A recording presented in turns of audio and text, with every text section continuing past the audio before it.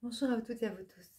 Dans cette vidéo, je viens aborder un autre thème, à savoir le thème, on va dire, de la mort.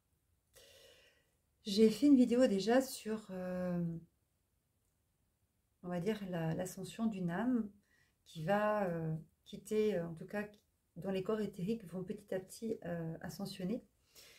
Euh, Quelqu'un de très proche de moi, dernièrement, a perdu son père et pour pouvoir être présent pour les funérailles, il a été demandé à ce que son corps soit tout simplement placé en chambre froide dans les pompes funèbres du lieu en question. Euh, et cela pendant 10 jours. Quand j'ai entendu cela, euh, quelque chose a crissé en moi. C'est un être qui a fait partie de ma famille par alliance. Et on va dire, le lendemain, sur le lendemain, son âme s'est présentée à moi. Et donc, je lui ai parlé. Comme j'ai eu l'occasion, grâce à une amie très chère, de le faire pour mon père, il y a de nombreuses années maintenant de cela, lorsqu'il est décédé. Euh, et je me suis dit, mon Dieu, il est dans une chambre froide, il va sortir de ce choc on va dire, ce passage. Comme la naissance est un grand choc, hein, c'est une des plus grandes souffrances en occulte, mais c'est très compliqué de naître et de passer de sortir du corps de notre mère. Eh bien, lorsqu'on sort, lorsqu'on se rend compte qu'on est mort, on se réveille et on se rend compte qu'on a beau essayer de rentrer en interaction, les êtres sont autour de nous, ne nous voient plus, on ne peut plus communiquer. Et donc, il y a tout un accompagnement qui se fait, qui se faisait avant sur 3 jours. La veillée des morts, c'était 3 jours, c'était pas par hasard. C'était vraiment pour leur parler, pour pleurer, pour dire des choses qu'on n'avait pas pu dire, régler tout simplement, clôturer une vie en tant qu'enfant, petit enfant, cousin, cousine, frères et sœurs. Il y avait un rassemblement familial et on entourait vraiment l'être, on le préparait avec dignité, avec amour. Les souvenirs étaient égrenés et tout doucement, l'être sortant de ce coma, en quelque sorte, au bout de 2 à 3 jours, eh bien, pouvait entendre et se rendre compte qu'il était passé de l'autre côté du miroir. Combien de fois des êtres pouvaient leur dire aussi, y compris des prêtres, de retourner vers la lumière, de ne pas avoir peur. Est-ce qu'on prend le temps de le faire? Est-ce qu'on prend le temps d'entourer nos morts? Parce qu'il faut dire ce qui est, et aujourd'hui, si on peut éviter de regarder un être mort, on ne le regarde pas. Parce que voir un mort, ce n'est pas toujours évident, cela fait peur. On est dans la vie, dans la vie, dans la vie. La mort, c'est presque un sujet tabou. Est-ce qu'on se pose la question de savoir si on va rendre visite à un bébé dans une maternité ou si on ne va pas y aller parce qu'on ne sait pas si on va pouvoir supporter? Pourtant, un bébé, il est plein de vie. Et un être qui passe de l'autre côté et qui remonte est un être qui est encore en vie. Son âme est encore en vie. Son corps, certes, ne l'est pas, mais son âme est toujours là. Et elle entend et elle a aussi besoin, peut-être souvent, d'entendre va vers la lumière. Ne reste pas, ne t'inquiète pas, remonte. Ne reste pas pour nous. Pense à cette lumière, écoute la lumière, va vers la lumière. C'est ce que j'ai dit à cet homme qui a fait partie de ma famille par alliance.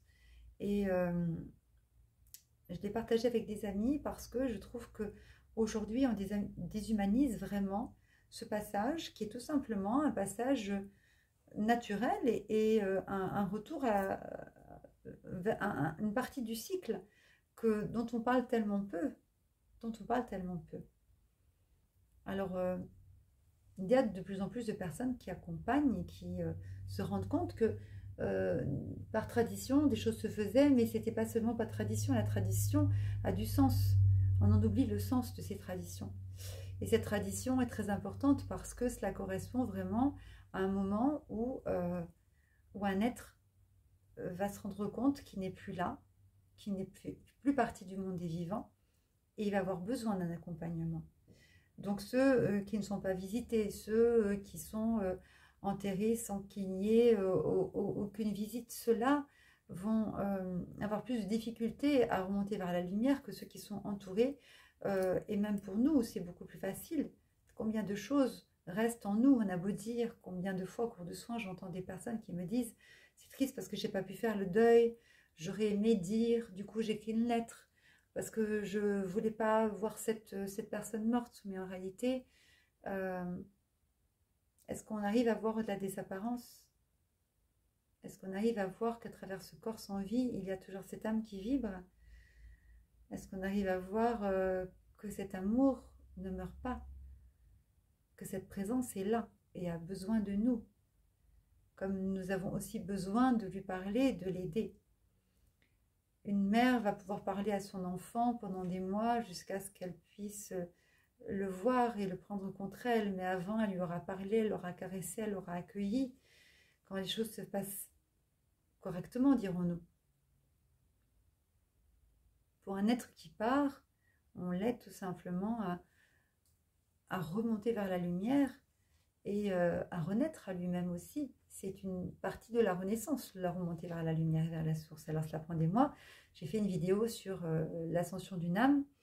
Mon père m'a beaucoup donné d'informations après son décès. Et encore une fois, j'étais tellement incapable de l'aider que merci mille fois à la source de m'avoir emmené, d'avoir mis sur mon chemin un être cher, une nièce par alliance qui est allemande et qui avait l'habitude de gérer ce genre de choses et qui nous a aidés, ma soeur, ma mère et moi, à accompagner mon père. Et cela a été un réel cadeau parce que on en oublie que cet accompagnement, égoïstement parfois parce qu'on n'a pas envie de voir un être, parce qu'il n'est pas beau, parce qu'il est froid, parce qu'on veut garder une image de lui vivant. Oui, ça n'empêche pas de garder une image de lui vivant. Et mais, que faisons-nous on va dire, de cette âme qui vibre et qui a des messages à nous faire passer, qui a besoin d'entendre certains messages, qui reste très souvent dans le monde d'incarnation parce que justement, ce départ n'est pas tout simplement pris en compte. Et combien de personnes pourraient être actives et non passives au cours d'enterrement et pour être dans la joie parce qu'elles fêtent un départ et donc un début de renaissance. Alors des pleurs, oui, parce qu'on se sépare, mais aussi de la joie parce qu'il y a de l'espoir. Et des mots d'amour, les êtres qui sont décédés les entendent, cela les nourrit, ça les aide aussi, cela leur permet de repartir et de se régénérer, de revenir avec plus de force pour nous visiter à leur convenance ou de rester à la source, de se réincarner très rapidement. Il y a autant de cas que d'êtres incarnés et qui remontent.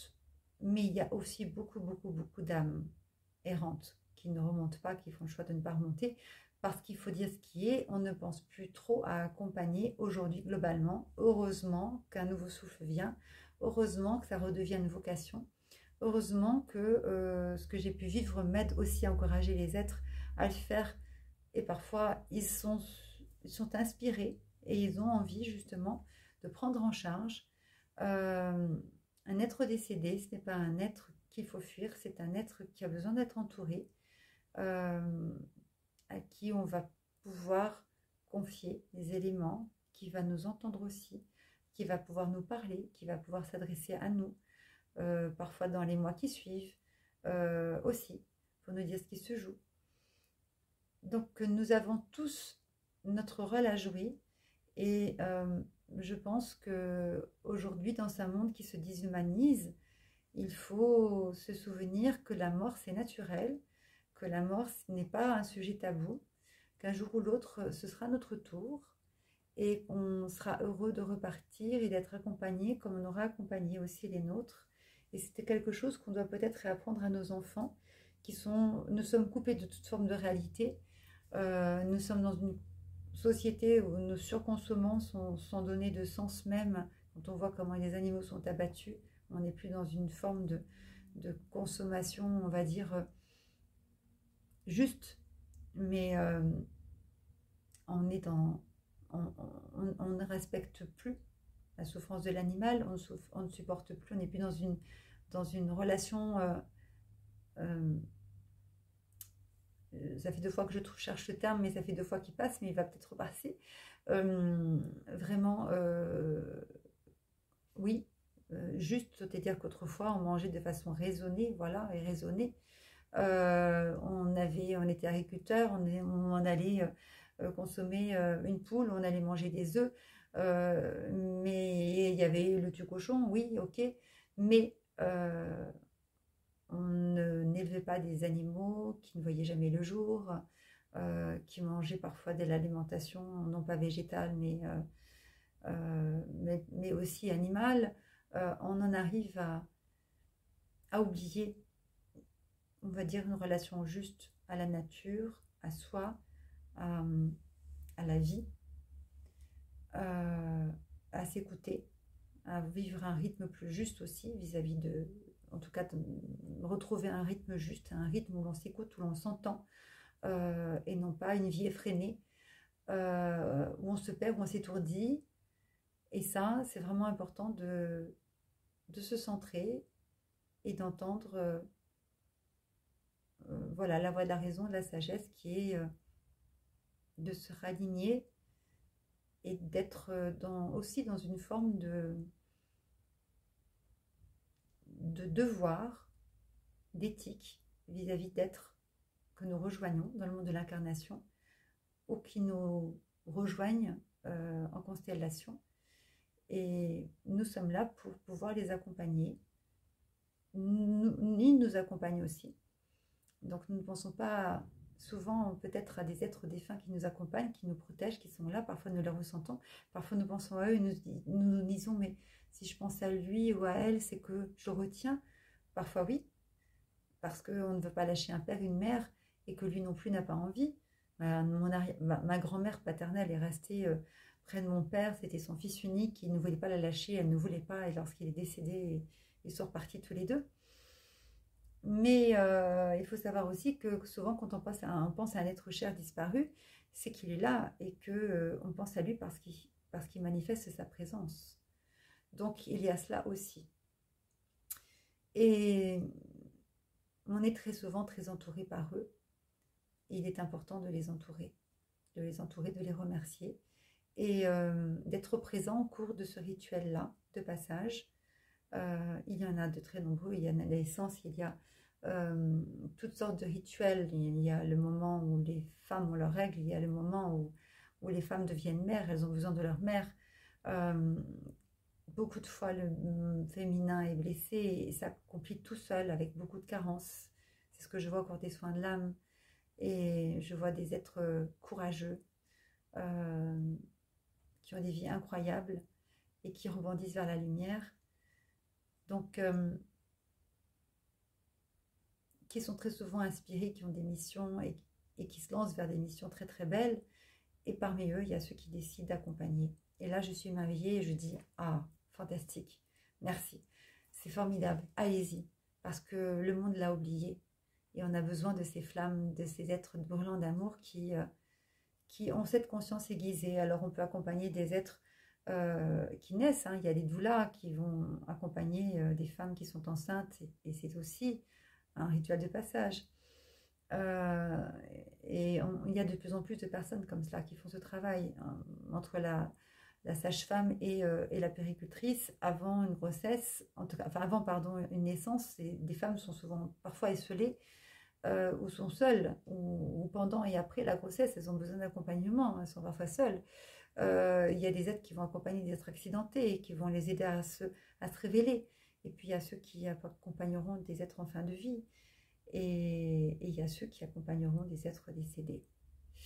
Donc nous formons tous une chaîne de conscience magnifique. Nous sommes tous là pour éveiller et réveiller les consciences Et regardons, tournons-nous vers les traditions et vers des êtres qui sont peut-être plus pauvres que nous, mais qui sont tellement plus riches dans leur façon de gérer des personnes âgées, des sages qui les respectent, dont ils s'occupent et qui les accompagnent jusqu'au bout du chemin.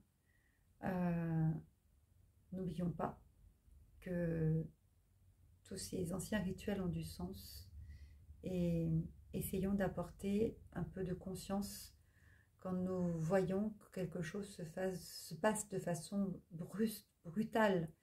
Essayons d'intervenir, d'arrondir les angles, d'apporter un peu de prière